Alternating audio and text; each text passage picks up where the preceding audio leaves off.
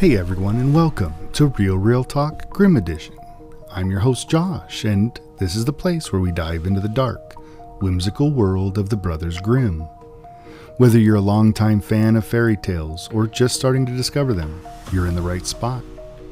Each episode, I'll read a classic Grimm's fairy tale and then explore its deeper meanings, lessons, and how it may apply to our modern culture.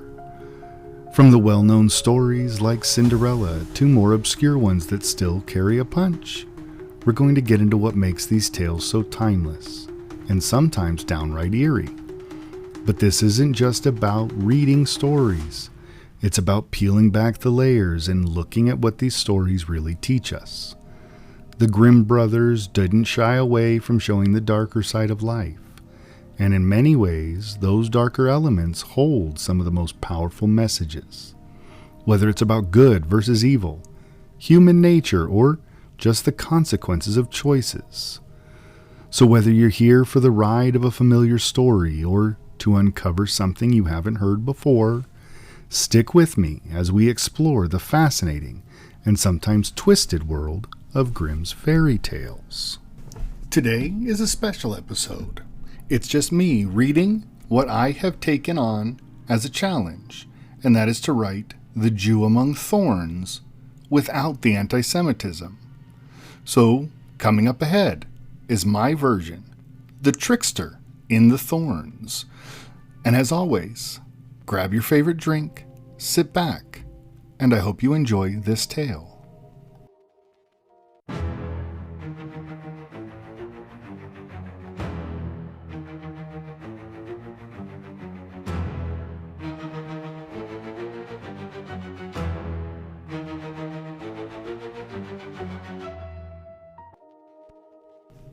The Trickster in the Thorns, adapted by me, Josh Bell. In a quiet part of the world, there were hills rolled like soft green waves, and the wind told stories to those who'd listen. There once lived a wealthy landowner.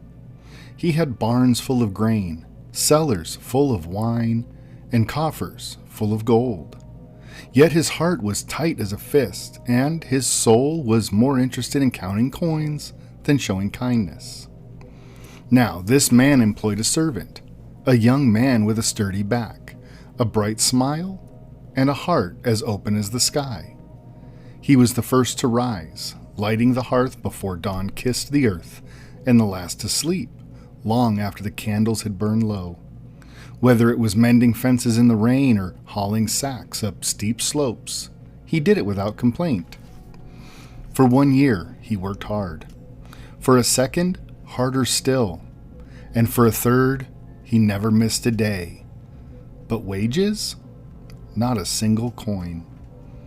Each year, when he asked his master, he got the same gruff reply. "You've had food and a roof over your head, haven't you? Be grateful. You're better off than many." So the servant said nothing. He worked. He smiled. But on the day the third year ended, something inside him stirred. A soft but steady voice that whispered, "Enough." He stood tall and said, "Master, I have served you faithfully. I've asked for little. But now, I'd like what I'm owed and a chance to see the world beyond your gate." The master gave a sly grin as if amused by the boldness. He reached into his coat, fumbled for a moment, and pulled out 3 dull copper coins. "1 coin for each year," he said. "More generous than most, I'd wager." The servant took the coins, turned them over in his hand, and forced a smile. "Maybe I've seen worse pay," he said, "but I've never seen a thinner reward." With that, he tucked the coins in his pocket and walked away, his boots kicking up little clouds of dust on the road behind him. The day was warm, the sky wide and blue, and he began to whistle, a habit he'd never lost, even in hard times. He hadn't gone far when he came upon a strange little man sitting by the roadside. The man was barely 3 feet tall, wrapped in a patchwork cloak, smoking a pipe that puffed out blue smoke in the shape of animals. His eyes twinkled like candlelight. His crooked smile hinted at secrets older than the mountains. "Well met, traveler," the little man said. "You look like someone who's just come from bad luck or a worse bargain." "Both, I think," the servant replied. "But I've got 3 coins now, and the road's ahead of me." "3 coins, is it?" said the stranger. "I'll trade you." The servant raised an eyebrow. "Trade? For what?" "For 3 wishes," the little man said, his grin widening. "1 for each coin. But choose wisely, my friend. Wishes have a mind of their own." Now, the servant was no fool. He knew the world was filled with strange magic and stranger creatures. But he also had the kind of heart that leaned towards trust. So he nodded and handed over the coins. "Very well," he said. "Here are my wishes. First, a rifle that never misses its target. Second, a fiddle that forces anyone who hears it to dance. And third, the power to ask a favor no one can refuse." The little man's eyes gleamed. A curious trio, but not impossible. With a snap of his fingers, he conjured a beautiful rifle, polished and precise. Then a fiddle, its wood smooth as honey, and its strings glowing faintly. Finally, he pointed a finger at the servant's chest. A warm feeling settled over him, like a vow being sealed in his bones. "There," said the man, "what you've asked for you now possess. But remember, power dances with danger." Before the servant could thank him, the little man was gone, like smoke caught by the wind. Pleased with his gifts, the servant resumed his journey, eager to see where fate might lead. Not long after, he came across a clearing where a well-dressed man stood beneath a tree, gazing up at a small bird that sang sweetly from a high branch. "That bird," the man muttered to himself, "is worth a king's ransom. If only someone could catch it, I'd sell its song across the land." "I'll bring it down," said the servant, stepping forward. With a single shot from his new rifle, the bird fluttered to the ground, landing deep in a thorny bush. "Well then," said the servant, "there is your prize." "You shot it," said the man, adjusting his fine but frayed cuffs. "You retrieve it." No, said the servant, "that wasn't part of the deal." The man sighed dramatically and crawled into the thorns. The moment his coat brushed the brambles, the servant took out his fiddle and played a cheerful little tune. What happened next was nothing short of magic. The man's legs jerked, his arms flailed, and before long he was dancing, spinning, and hopping, tangled in thorns, yelping as his fine clothes ripped and his pride took a beating. "Stop!" he cried. "Stop playing, you maniac!" But the servant played on, and the man danced harder. Blood bloomed in the scratches across his hands. His boots tore, his wig twisted sideways. "I'll give you gold," the man howled, "the whole purse. Just stop." The servant stopped. The man collapsed, panting, and threw over a heavy purse. "Take it and leave me alone." The servant bowed, tucked the gold away, and continued down the road. But the trickster, because that's what the man was, wasn't finished. Rage boiling in his belly, he limped to the nearest town and stormed into the courthouse, demanding justice. "My lord," he cried to the magistrate, "I've been robbed, assaulted on the road. A lunatic forced me into the thorns and stole my gold while I danced like a puppet." "Was he armed?" asked the magistrate. "He had a gun, yes, and some devilish fiddle." Guards were sent, and soon the servant was brought in, still humming to himself by a quiet brook. The purse was found in his coat, the fiddle over his shoulder. In the courtroom, he explained, "I didn't take anything. The man gave me the gold to stop playing. He begged me to." "Lies!" the trickster shouted.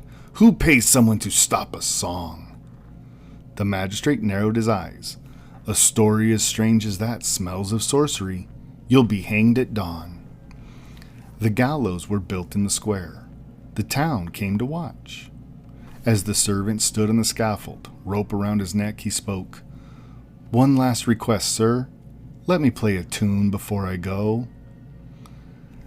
The magistrate, with a sneer, waved him on. The trickster shouted from the crowd, "No, don't let him play!" But the magistrate shrugged. Let him have his last joy. The servant raised the fiddle. The moment his bow touched the strings, everything changed. The hangman dropped the rope and began to jig. The magistrate clutched his chest and spun in place. The town square became a blur of bodies. Bankers, merchants, children, even the dogs, all spinning and stomping and dancing wildly. Laughter and screams mixing in the air. The trickster, torn clothes and all, was yanked from his seat by invisible strings and flung into the middle, legs moving like a marionette. "Mercy!" cried the magistrate. "Spare us! Stop playing and you shall walk free!" The servant did. Silence fell. Dust swirled where feet had once stomped. Then he turned to the trickster and said, "Tell the truth, or I start another tune." "I lied," the man gasped, crumbled on the ground. "I gave him the gold. He earned it." The judge, now pale and trembling, declared the servant innocent and ordered the trickster jailed for perjury and deceit. And so the servant walked free, gold in his purse, fiddle on his back, and power in his voice. From that day on he roamed the world, a cheerful soul with sharp wit and sharper strings, ready to lend a tune or teach a lesson to anyone who mistook kindness for weakness. And if you hear music in the forest that makes your toes tap and your heart race, best you keep your hands honest. You never know when the trickster in the thorns might be watching.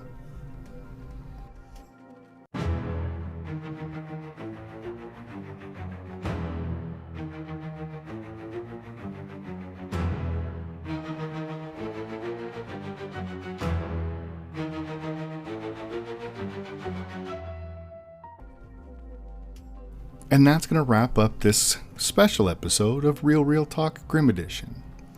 I hope you enjoyed my take on what I'm calling the Trickster in the Thorns. My take on the story, where I did my best to remove the problematic elements from the original, The Jew Among the Thorns, and keep the morals and the lessons intact. If you liked what you heard, be sure to subscribe so you don't miss out on any future episodes.